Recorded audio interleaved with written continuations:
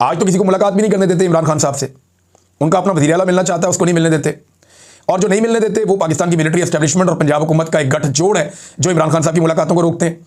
तो 7वीं मरतबा सुहेल अफरीदी गया, उसको नहीं मिलने दिया। सुहेल अफरीदी ने वहाँ पुलिस के साथ कोई बहस भी की और ने कहा जनाब कि आप ज़्यादती कर रहे हैं, मेरे पास अदालती ऑर्डर है, मैं 7 मरतबा अदालती ऑर्डर लेकर आया हूँ, लेकिन मुझे मेरे लीडर से नहीं मिलने दिया जा रहा। और उसकी बहनों को भी यहाँ पे तशद्दुद किया गया, मेरे सूबाई वज़रा को यहाँ तशद्दुद किया गया और MNAs को भी यहाँ पे तशद्दुद किया गया है। अब नाज़रीन, मैं जब ये परसों मैंने वीलॉग किया था, जब इमरान खान की बहनों के ऊपर टॉर्चर किया गया था, तो मुझे लगा कि पूरे पाकिस्तान के अंदर बड़ा रोला पड़ेगा, बड़ा शोर मचेगा, लोग बड़ा बाहर निकलेंगे, पाकिस्तान तहरीक इंसाफ की क़यादत बहुत शोर मचाएगी। लेकिन एक आधी प्रेस कॉन्फ्रेंस के अलावा मैंने कुछ देखा नहीं। हाँ, सोशल मीडिया पे लोगों ने बड़ा रोला डाला, लेकिन इमरान खान साहब की बहनों को मार पड़ने पर, उनके साथ खींचातानी करने पर, उन्हें सड़क पे बालों से पकड़ के घसीटने पर पाकिस्तान तहरीक इंसाफ का सोशल मीडिया पर रद्दमल अच्छा रहा। लेकिन प्रैक्टिकली कोई ऐसा रद्दमल नहीं आया। सिर्फ लाहौर में मैंने यूथ विंग के नौजवानों की एक रैली देखी है आज के दिनों में, जो उन्होंने निकाली और निकाल के उन्होंने एहतजाज किया और उन्होंने इमरान खान साहब की बहनों की तस्वीरें और इमरान खान की तस्वीरें उठाई हुई थी, वो वहाँ पर एहतजाज कर रहे थे।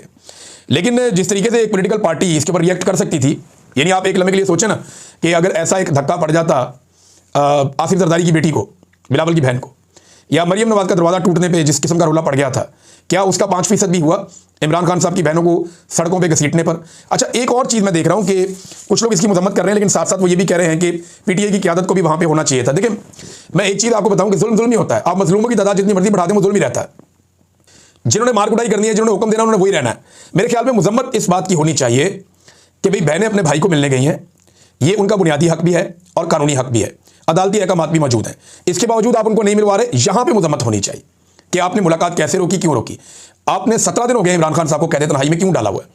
वजह तो सब जानते हैं कि जब तक आसिम मुनीर साहब का सारा मामला जो है वो लेंडर नहीं हो जाता, मजबूत नहीं हो जाता, एक्सटेंशन वाला और इस्तिस्ना वाला, तब तक ये प्रॉब्लम तो रहेगा। और ये अलीमा खानम साहिबा ने कह भी दिया कि जब तक पूरी तरह से आसिम मुनीर साहब के कंट्रोल में चीज़ें नहीं आती, तब तक आपकी मुलाकात नहीं करवाई जाएगी। अब बहुत सारे लोग मिसालें दे रहे हैं कि माजी में भी औरतों के साथ ये होता रहा, तो अभी हो रहा है। सवाल ये है कि औरतों के साथ माजी में ये कौन करता रहा? लेकिन एस्टेब्लिशमेंट और नवाज शरीफ ने मिलकर ये जुल्म किसके खिलाफ किया? बेनज़ीर भुट्टो और नुसरत भुट्टो के साथ किया। इसी तरह जो मरियम नवाज के साथ वाहिद वाक़या हुआ, जहां मरियम नवाज के होटल का दरवाजा तोड़ा गया, तो वो 2 सेक्टर कमांडर उसके अंदर इन्वॉल्व थे और एजेंसियां उसके अंदर इन्वॉल्व थी, कोई सियासी हुकूमत नहीं थी। क्योंकि अगर हुकूमत को आपने उसमें दबाना है तो वहां तो पाकिस्तान पीपल्स पार्टी की हुकूमत थी सिंध के अंदर, जहां मरियम का दरवाजा टूटा था। लिहाजा वहां पे एस्टेब्लिशमेंट ने ही ये काम किया, आज भी एस्टेब्लिशमेंट ही ये काम कर रही है। सवाल ये पैदा होता है कि जो मौजूदा हुकूमत है वो कैसे एस्टेब्लिशमेंट की सहूलतकार बन सकती है, जबकि माजी में उनके बकौर खुद उनकी औरतों के साथ भी जुल्म होता रहा है। मेरे ख्याल में पाकिस्तान में जो औरत कार्ड है वो खत्म ही कर देना चाहिए। अब इमरान खान की बहनों का सियासत से ताल्लुक कोई नहीं है। चले मरियम नवाज, फरियाल तालपुर, ये तो सियासत करती है ना। बेनज़ीर भुट्टो भी एक सियासी खातून थी, इलेक्शन लड़ती थी, या जो बाकी खवातीन इलेक्शन लड़ती हैं उनको आप अलग कर दें। लेकिन जो गैर सियासी खवातीन हैं उनके साथ तो कम से कम ज्यादती ना करें। कभी इमरान खान की बहन ने किसी ने कहा कि मैंने इलेक्शन लड़ना है या मैं सियासत पे बात करना चाहती हूँ, वो सिर्फ अपने भाई को मिलने जाती हैं, अपने भाई का केस लड़ती हैं और वो ये कहती हैं कि जब भी कभी हमारा भाई बाहर आएगा, हमारा सियासत से ताल्लुक ही कोई नहीं है। और हम जब जेल में मिलने जाती हैं तो जो बात इमरान खान साहब हमें कहते हैं बाहर जाके बताने को, हम सिर्फ उनका पैगाम बाहर लेकर आते हैं। नाज़रीन, हमारे जर्नलिस्ट हैं हरमीत सिंह साहब, उन पर भी तशद्दुद हुआ। इंतहाई अफसोसनाक, इंतहाई तकलीफ दे बात।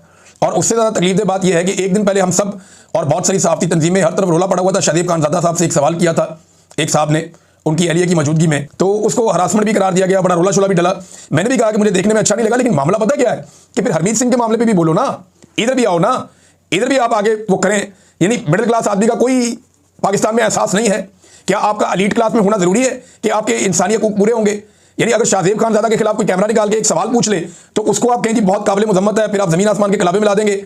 लेकिन दूसरी तरफ हरमीत सिंह को पुलिस वाले टॉर्चर करें, तशद्दुद का निशाना बनाएं और वो आदमी वहां पे अपनी सहाफ़ती जिम्मेदारियां अदा कर रहा हो और उसके ऊपर सारी सहाफ़ती तंजीमें भी खामोश हों, सारे बड़े बड़े दानिश्वर भी खामोश हों और कोई उसके ऊपर बात करने को तैयार ना हो। तो ये दोहरा म्यार है। ये म्यार ये बताता है कि एलीट क्लास के लिए पाकिस्तान कुछ और है और मिडिल क्लास के लिए पाकिस्तान कुछ और है। और यही चीज़ें देख देख कर पाकिस्तान की मिडिल क्लास जो है वो रिएक्शन देती है। पाकिस्तान की मिडिल क्लास जो है उसका गुस्सा ये चीज़ें देख देख कर बढ़ता है और लगातार बढ़ता चला जा रहा है ना।